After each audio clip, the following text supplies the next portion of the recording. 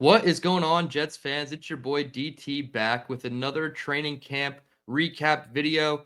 Practice number 12 in the books for the Jets. It looks like we're about one-third of the way through training camp. We have had about 12 practices. There's 31 days left until the regular season opener against Aaron Rodgers and the Pittsburgh Steelers. So a lot of things to get into today, most notably the offense bouncing back. But first, an injury update. There were a lot of injuries with the most previous practice. Aaron Glenn said there was about 5 injuries that day. Quick update on some of those. Will McDonald was dealing with back spasms. He is back out in practice today. I believe he was a full go. There wasn't any reports about limitations for McDonald, so glad to see him back.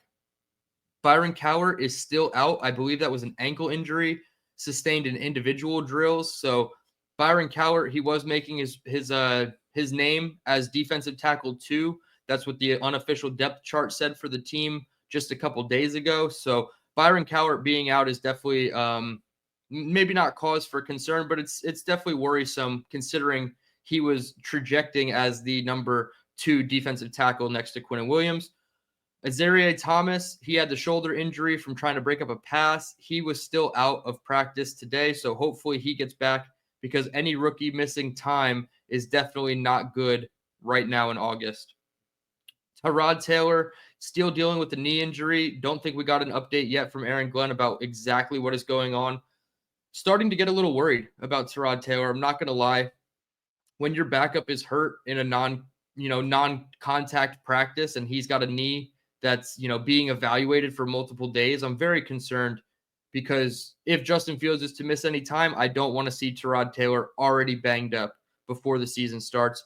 And then rookie tight end Mason Taylor, who seems to be doing a fantastic job at camp, he is still out with his high ankle sprain. Still, we don't know the full severity of it. Is it 1 to 2 weeks? Is it 3 to 5 weeks? Is it 5+ weeks for Mason Taylor? We're not quite sure. I would assume we're not going to see him or many of the other names I've just listed this Saturday against the Green Bay Packers. However, Aaron Glenn did speak to the media today after practice, and he confirmed the Jets will play their starters. I don't know how much they will play, whether it's 1 drive, 2 drives, a quarter, a half. I'm not quite sure. I think it's going to be based on the results of each individual drive. So I don't expect Justin Fields to come out, have a potential 3 and out, and then sit on the bench the rest of the game. I think if they struggle the first drive, we might see him in a second drive, maybe even a third drive to bounce back. Now, if he leads a great, 14, 16 play drive right down the field and the offense is humming and they score a touchdown, maybe they pull him after just 1. But we will see the starters.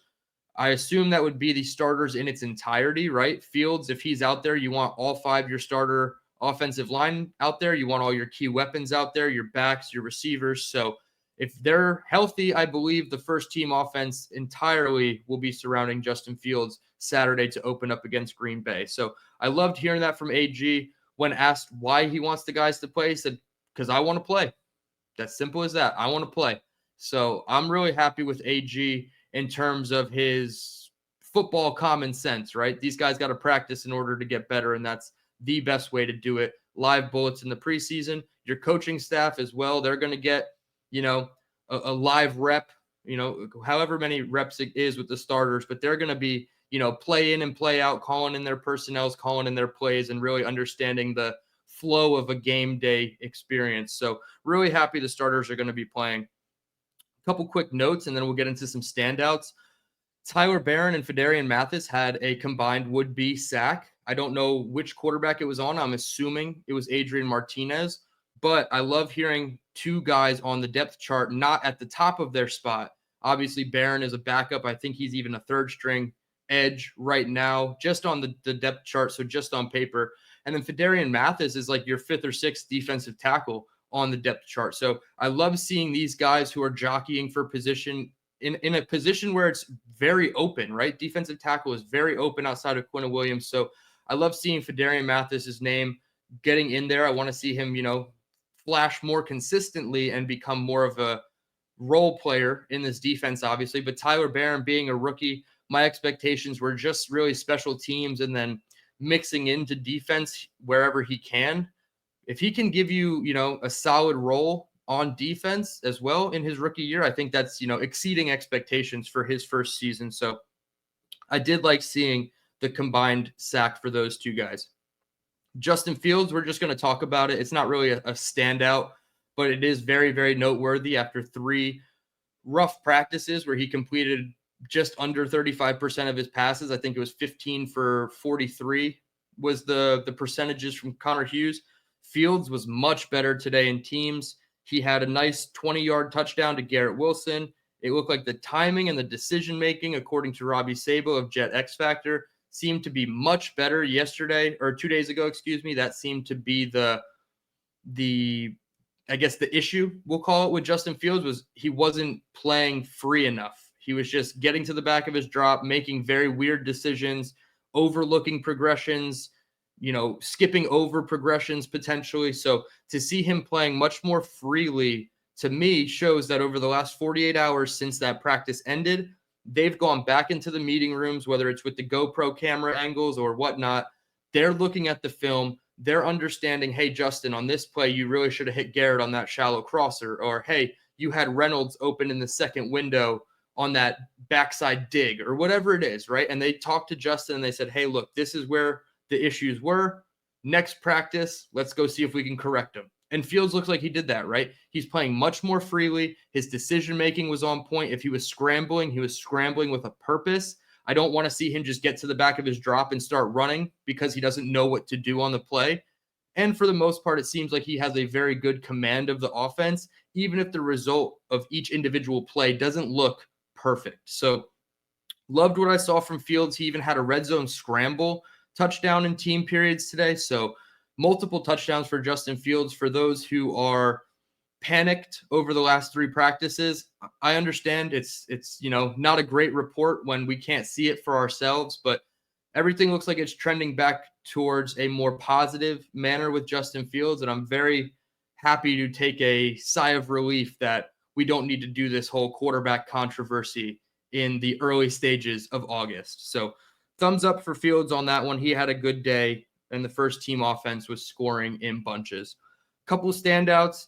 Brilin Allen continues to just have a fantastic camp. Sabo said it. He had what could have been a 99-yard run on one of the team periods. I'm not quite sure if they whistled it dead before he got into open space or what the situation was exactly. But when Sabo says something like that, I mean, it's clear the run game is working, right? They're opening up the hole for Brilin Allen, and he's continuing to take advantage of every opportunity he's getting. And Sabo even went as far in the tweet to say that Brilin Allen could lead this team in rushing. And that caught me a little bit by surprise. I'm more of I want to see Breece Hall be the guy, the 65% of the workload type guy. But he then went on to say in the tweet that Breece Hall could just be used more in the passing part of this offense. So he's going to get more overall reps and time in the offense, but it wouldn't surprise him if Brilin is the actual leading rusher of this Jets offense. So that's very intriguing to me. And it makes me excited, one, for Brilin, because I think he's worth it as far as, giving the breakout opportunities too, but also because Breece is going to be used out wide, whether it's on the boundary, in the slot, motioning him out of the backfield. I love the versatility that they're going to deploy with Breece Hall specifically. And I think Brilin Allen is going to be the beneficiary of all those good things coming with Breece. So Brilin is the number one standout. I'm going to lump together these 2 wide receivers, Quentin Skinner Jr. and Jamal Pritchett. Very different types of wide receivers, right? Jamal Pritchett is sub 6 foot, a little bit more shifty. He's going to give you more return upside in special teams. And Quentin Skinner, he does have the speed as well, but he's 6'5". So he's a guy that you could use downfield in your contested catch situations. He had a pretty good deep catch on a pass thrown from Adrian Martinez today. So I like what I'm hearing about the wide receiver position, much like the defensive interior position. After Garrett Wilson, it's very murky, and any of these guys can step up and jump from wide receiver 7 all the way up to wide receiver 3, in my opinion, just based on the sheer unknown of what's after Garrett Wilson on the depth chart. So I'm excited for Quentin Skinner. I would probably say I'm more excited for Jamal Pritchett because I think his special teams upside is going to help him make the initial 53-man roster here at the end of this month. Jamal Pritchett, though, had 3 or 4 really nice catches, including one catch that had a rack opportunity that he took advantage of, juking a defender in the open field. So can Jamal Pritchett, compete with Xavier Gipson to be that starting kick returner, punt returner, maybe your primary or secondary slot receiver on offense too. So I'm really excited to see if Pritchett can, bump Xavier Gipson off the roster. I put my Senior Bowl hat on today because Jamal Pritchett, as you can see in the thumbnail of this video, Jamal Pritchett was in Mobile this past year, and I did get to see him in person. Not a ton of notes coming out of the week on Jamal Pritchett specifically, but when he ends up on the Jets, you get to go back to those notes, see what you liked, what you didn't like, and then you can assess going through camp and preseason if he's going to stick around. And I think, in my opinion, he should be deserved of maybe that wide receiver 6 and potentially push Xavier Gipson for primary kick return and punt return duties. Another standout is the unofficial linebacker 3, Marcelino Ball. This is a guy that I didn't have a ton of expectations for. I'll be completely honest. I thought Jamin Davis was going to have that linebacker 3 spot pretty solidified, but McCrary Ball comes out as the top line guy on their unofficial depth chart at linebacker 3. I thought he was just going to be a special teams guy at most this year, but if they see a bigger role for MMB, as they're calling him, I would love to see somebody from this unit specifically stick out. We know Sherwood and Jamie Sherwood and Quincy Williams are going to be fine. They're going to be probably exceptional linebackers this year, but who else was going to step up in the room? And it looks like McCrary Ball is really asserting himself. He had a good pass breakup against Garrett Wilson today. So I love to see him, not just going up against backs and tight ends, but also holding his own against our very best wide receiver in Garrett Wilson. So I love the call out on McCrary Ball today as a standout at practice. And then one who's not necessarily a standout, but we do need to have this conversation. 2 practices in a row, the pass went off his hands and led to an interception by Brandon Stevens, and that's Jeremy Rucker. Now, you can, play devil's advocate. It might not have been the best throw from Justin Fields, specifically the one today. It looked like Robbie Sabo said that it was too far inside on a pass that should have been more to the sideline and out of bounds, and Rucker had to come back inside, hit off his hands, and Brandon Stevens intercepted it again, the beneficiary of 2 Rucker deflected passes from Fields in camp this week. So I don't love what I'm hearing about Jeremy Rucker. It's been, a very up and down career for Rucker. He only has 240 career receiving yards. I would hope to see him, eclipse all of those yards in 2025 if he is our tight end too, considering how much they will use the tight ends. I'm very concerned, though, that with Mason Taylor's injury, Jeremy Rucker is going to have to play a lot more than anybody expects or wants as your, tight end number 1. And could a guy like Andrew Beck make Jeremy Rucker more expendable on this roster? I think if Mason Taylor was healthy, that would be way more of an argument, but Mason Taylor's high ankle sprain is certainly helping Rucker in the short term stick on this roster. I will be concerned, however, if we do go into that game against the Steelers and Jeremy Rucker is your tight end in 11 personnel, right? When they go 3 wide receivers, 1 back, 1 tight end, I don't want to see it be Jeremy Rucker. So I'm hoping Mason Taylor gets back as quickly as possible.